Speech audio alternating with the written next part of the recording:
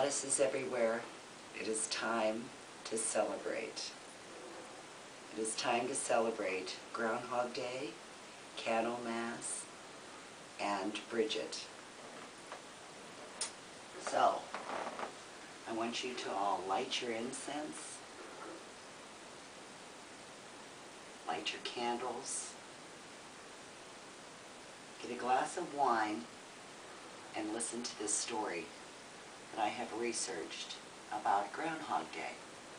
Happy Groundhog's Day, February 2nd, 2009. What is Groundhog's Day? Some of you don't know. It's predicting the weather, when spring will come. My grandmother was born and raised in Punxsutawney, Pennsylvania, home of the groundhog, weather capital of the world. So I know quite a bit about Groundhog's Day and its celebration. But I wanted to do a little more research on it, and I found some interesting things. You know the movie Groundhog's Day. You think it was filmed in Punxsutawney and it's a beautiful city? Wrong. It was filmed in Woodstock, Illinois. Interestingly enough, 7 other movies, or a total of 7 movies, were filmed in Woodstock, Illinois. And I wrote some of them down here.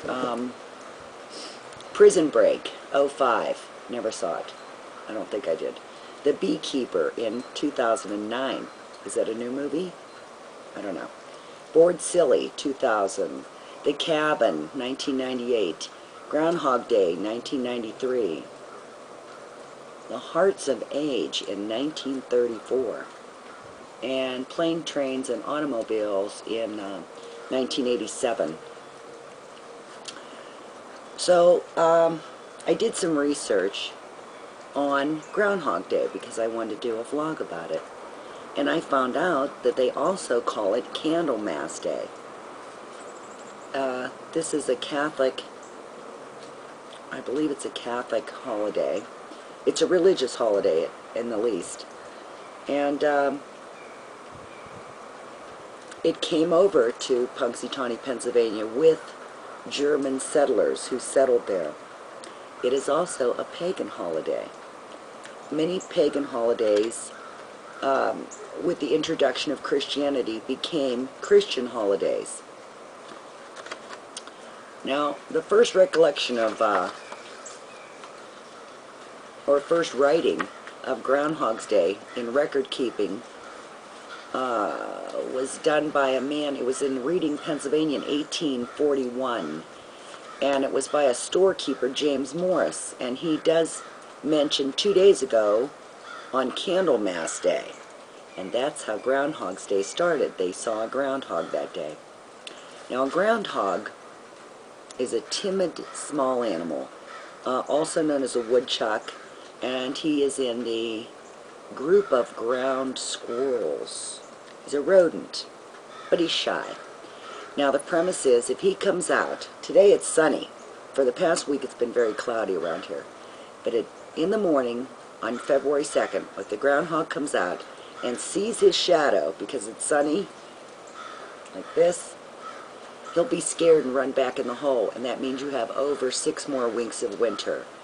If he does not see his shadow, if it's cloudy and dark, that means winter will be over in 6 weeks. Son, I never thought I'd ask you to go away, but please, go away tomorrow morning. I'm going to continue this with another part concerning Candlemas and concerning the research I found out on the pagan holiday. I'm back. Alright, I promised you more. Further research on Candlemas and the pagan holiday. And here it is. Candlemas is the Christianized name of a pagan holiday, and it's I-M-B-O-L-C, which is pronounced Imbolc. Imbolc. The B is not pronounced. This is the a seed. This is all about the paganism part of it. Is about spring coming. It's all about spring. Mullock is the milk of the ewes. It's a lambing season. You would look around here and think, there's nothing, I don't see spring. It's the seed of spring. Candlemas also is a celebration of Mother Mary, the Virgin. And actually, it ties in, everyone has been talking about feminism lately. It ties in with Mother Goddess. Women are goddesses. You start out, there's 3 stages of the goddess. There's the maiden, there's the mother, and there's the crone. I am on my way to cronism. But crones are cool because they're so smart. We have all the knowledge, we know. And the maidens and mothers all come to crones and ask for advice. So, it also ties in with another day. In Ireland, they had Bridget's Day. And Bridget is a great Irish goddess. And in ancient Irish capital of Kildare, a group of 19 priestesses, no men were allowed, sorry, kept a perpetual flame burning in her honor. And she was considered the goddess of fire. And she is a patroness of smithcraft, poetry, and healing, especially the healing touch of midwifery. So this is quite involved. If you're a poet, you are interested in this. If you want to write songs, you would be interested in Groundhog Day, February 2nd. And what they did was, a lot of pagans today even will take and make candles. The women will make candles. And they will bless them. And these candles will be used throughout the year. They would put the light in a window. Now, I'm not suggesting to anyone to put a lit candle in your window. It will catch your drapes on fire. But you can tonight at midnight put some sort of a small light in your window. It is a festival of lights to welcome spring. Bridget is also another word for bride, and it is told that she had 2 sisters also named Bridget. So there's a trine there. A trine is always important, the 3 sides. Maiden, mother, crone. Bridget, Bridget, Bridget, the triangle. And this way is a womb.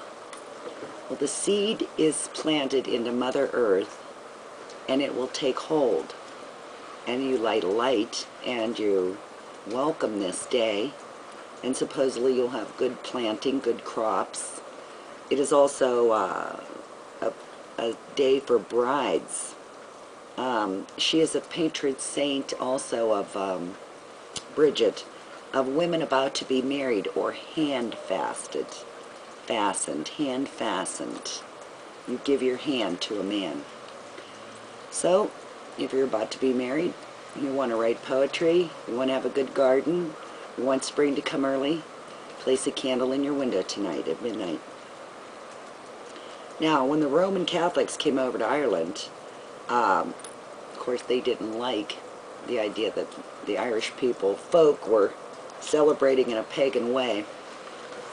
So they made it, they made the next day St. Blaise Day. And it is the use of newly blessed candles that were held to the throats of the parishioners, and it was supposed to keep them from getting colds and flu. So if you celebrate Groundhog Day, Candlemas Day, or the pagan holiday, or an Irish connection of it, for Bridget, remember all the goddesses in your life. Treat them nice.